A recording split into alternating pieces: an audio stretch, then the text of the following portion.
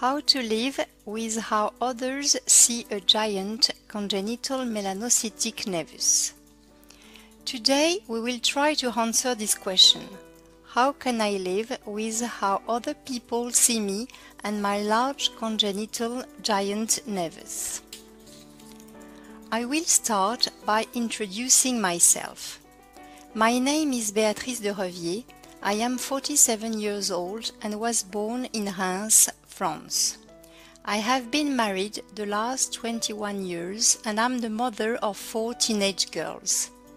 I am a doctor in geriatrics. I myself have a giant congenital melanocytic nevus. It covers approximately half my body in the bathing trunk form. I underwent multiple surgeries per year with full thickness skin grafts between the ages of 5 and 11 years old. I would like to specify that during this presentation I will not be able to answer the question of how one comes to accept one's nevus. This is a process that is strictly personal and individual. Each person's experience is unique. While I cannot provide any quick fixes, I hope to give you some things to think about. The strategies which I will present may or may not correspond to your personality or that of your child. The most important thing to keep in mind is that you're the specialist of your own body and you do know what is best for your child. Now that we have settled that, let's tackle the subject. When I first started meeting giant nevus families, I realized that often the parents were surprised and impressed at how easily their children were able to face and particularly to recover from their surgeries.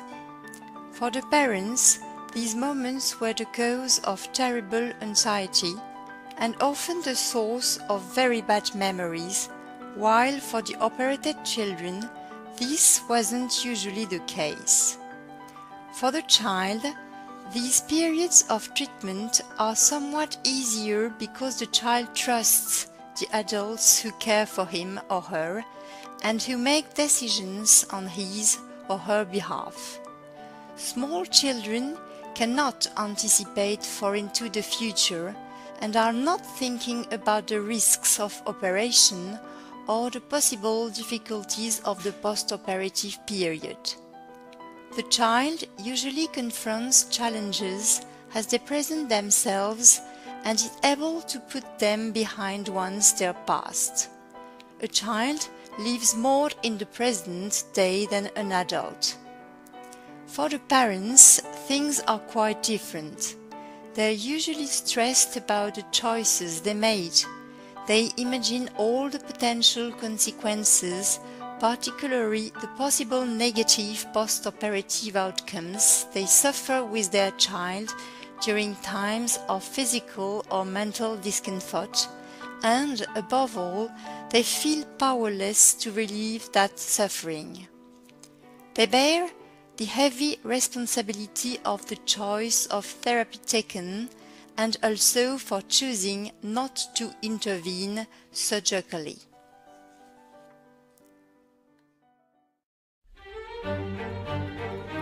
What is much more difficult for children with giant nevus to accept is the way other people look at their malformation. Quite often, even if this burden is a heavy one to bear and can be a profound source of distress, the children will not talk about the way it makes them feel. The way they feel they are perceived by others can induce a lack of self-confidence and a feeling of shame about their giant nevus. Even parents are not immune to shame at how others perceive and may blame them for a visibly different child, usually starting with guilt about feeling responsible for that difference. People who have giant nevus and their immediate family members can all suffer for periods without telling one another, but there are solutions to find relief. Many times, the proposed solution is to try to inform the general public about what a giant congenital melanocytic Naevus is, so that the child will no longer be perceived as different from other children. This strategy is informed by the idea that people are less afraid or surprised by what is familiar, and that the child will be more easily accepted despite their visible differences. The problem is that when stated this way, the challenge is enormous, because in order to be effective, one has to educate 7 billion people.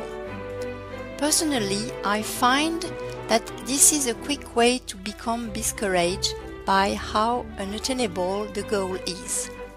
On the other hand, why not turn the question around and state it differently? I can ask myself the following: how can I, with my giant Naevus, adapt so that I can accept how others see me?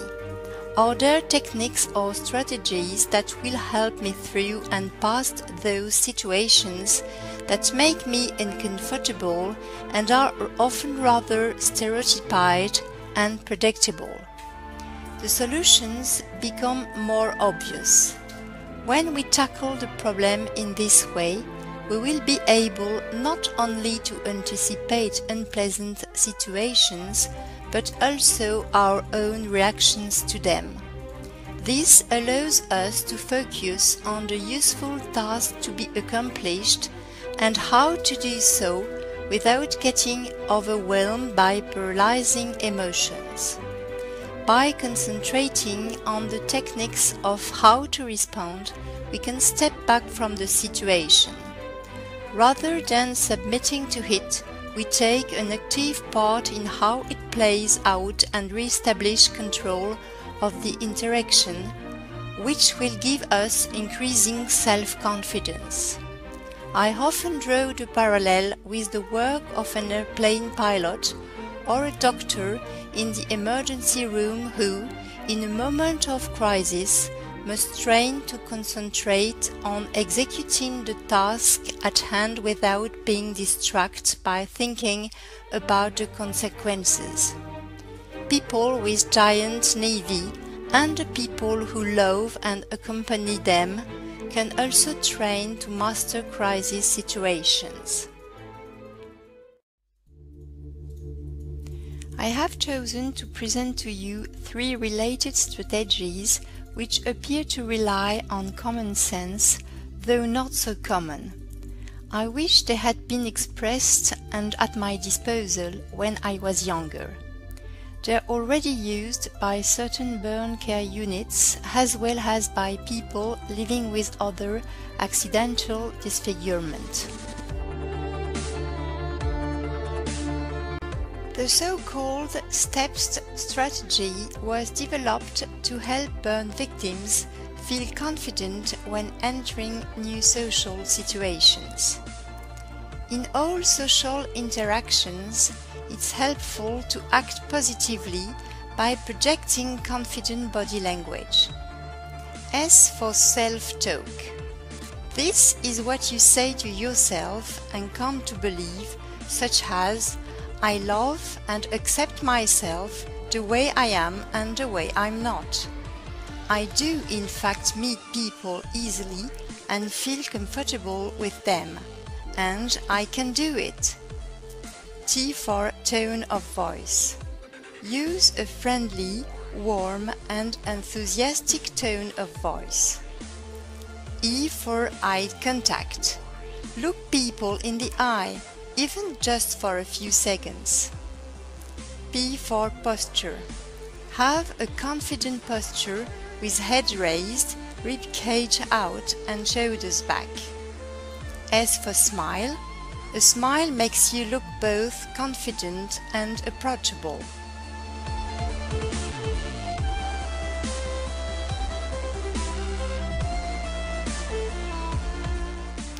Explain, distract, reassure is a technique developed for the English advocacy group called Changing Faces. Like the other strategies I described, it's a good way to channel the curiosity of others about your or your child's birthmark. It's particularly simple and efficient in leading to a positive social interaction.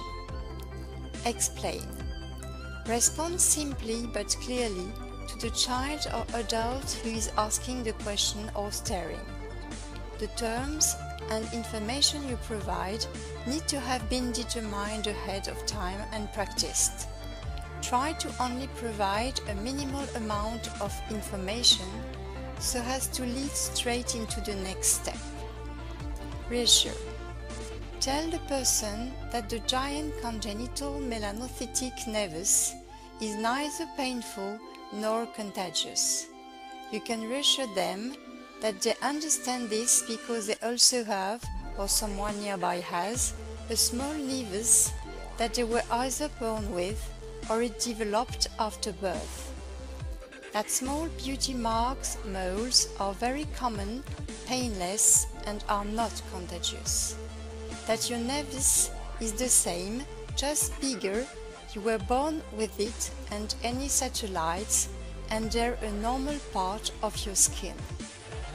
Distract. Change the topic of conversation as discussed before. Here's a short example. I have a giant mole, just like nearly everyone has little ones.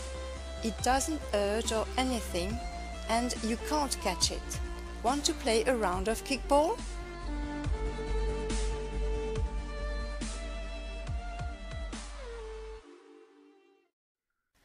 An alternative technique known as BEST was developed by the same Phoenix Society for Burn Survivors. This cognitive behavioral approach allows a person to anticipate and prepare responses to specific situations that can be anticipated to be a source of stress. Staring, indiscreet questions and remarks, or teasing. The key is to work on BEST ahead of time and to rehearse. 1. Staring. When someone stares, the easiest and fastest way to stop the uncomfortable moment is to use the following tools from STEPS. Stand up straight, look the person in the eye, smile and confidently say, "Hi, how are you doing?" Or, "Nice day, isn't it?" Or any friendly small talk. The person staring usually responds in an equally friendly way, even if it's automatic, and by speaking to you, stop staring as such. By smiling and proactively speaking to someone who is staring, you change the dynamics of interaction. You make the person see you or your child as a person, rather than an unknown and scary medical condition. Practice for indiscreet questions, remarks may then come in handy. 2. Indiscreet questions or remarks. You could respond, "I, my child, was born with a birthmark. It's called a large congenital melanocytic Naevus, a giant Naevus.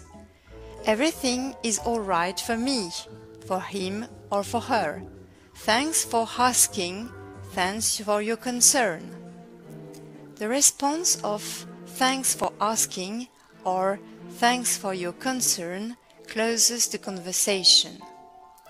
If the person requests more information and you choose not to continue talking or don't want to provide details, politely respond with, "That's all I care to discuss today.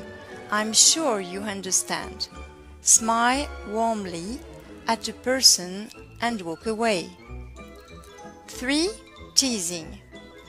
It's important to teach your child to be confident in managing other people's reactions. But if someone is rude or upsetting, he or she also needs to know that it's fine, even their duty to say stop. Teasing is not tolerable behavior. You can prepare your child to anticipate such situations so as to react firmly, but neither aggressively or passively. Your child will then say the phrases they were prepared, such as, "I don't have to listen to you say such things about me. Only losers put down other people for looking different from them." Your child should be encouraged to leave the situation and to tell you or a teacher about it immediately. The more they wait or try to pretend it didn't happen or that it's over, the more likely that it may happen again in the meantime. Rapid intervention by an authority figure shows all involved that the teased victim is not in fact defenseless and that the bully is under surveillance for future behavior.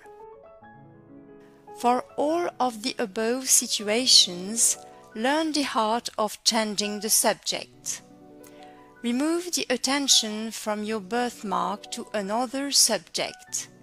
Develop several conversation distractors that you memorize and use. By changing the subject and making the other person the focus, their ego may even be flattered. Examples: "What's your name?" "That's a very nice shirt," or dress, sweater, coat, and so on, "you're wearing." "Did you buy it around here?" "Do you shop here a lot?" "Do you live nearby?"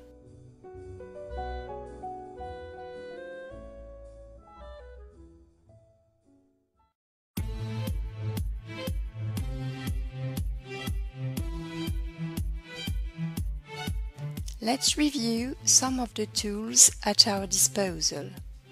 On the Naevus global website and that of the English advocacy group Caring Matters Now, there are a number of written guides based on the principles I have outlined here.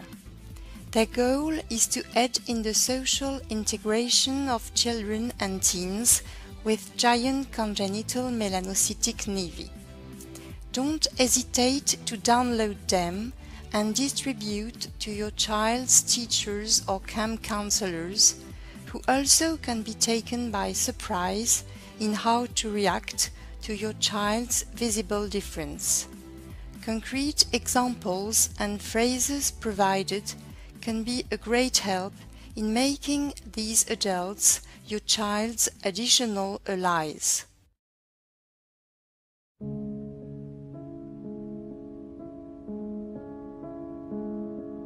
In the next couple of slides, I'd like to address some common pitfalls that you can avoid.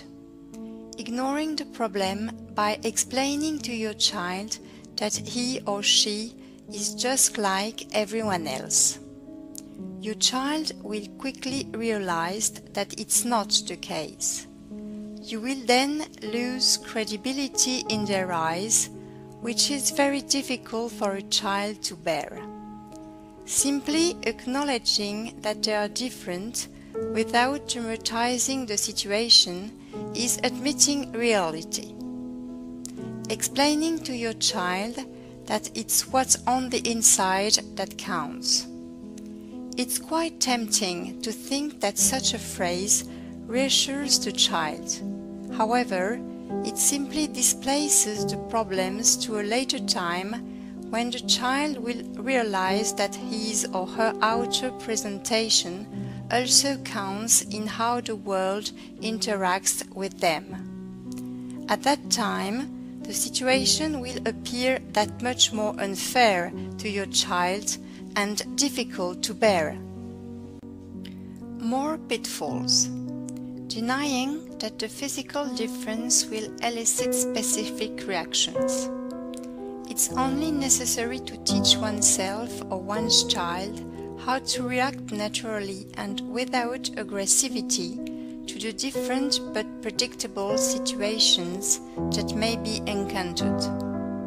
Denying that there is some sort of handicap will also prevent the person with a Naevus from expressing their fears or hurts relating to their condition.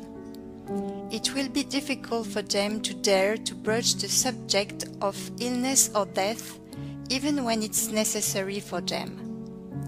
The congenital melanocytic Naevus will become a subject to be avoided, something shameful. Keeping an open dialogue is essential. Over-dramatizing the situation. Try to neither minimize nor exaggerate the ways in which the child or adult with a Naevus can confront the challenges of social interaction, so as not to shut them into a defensive position. Someone with a giant congenital melanocytic Naevus is so much more than that. Who can help? Don't hesitate to ask for help from other families affected by a giant Naevus, using social networks, discussion groups, family days, and other means. There are lots of possibilities. Professionals such as psychologists, psychometricians, psychiatrists, and other therapists can offer concrete help when it all gets to be too much, to adopt the right strategies for you or your affected child. Patient advocacy groups have lots of information and experience that they are more than happy to share.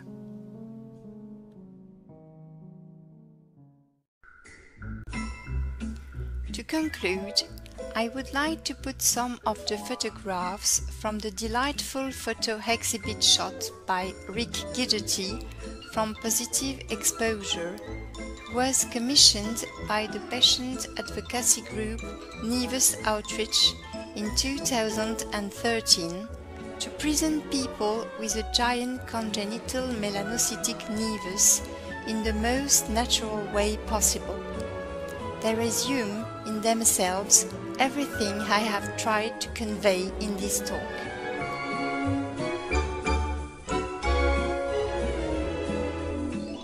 Don't forget, the best specialist in your child is you, the parent.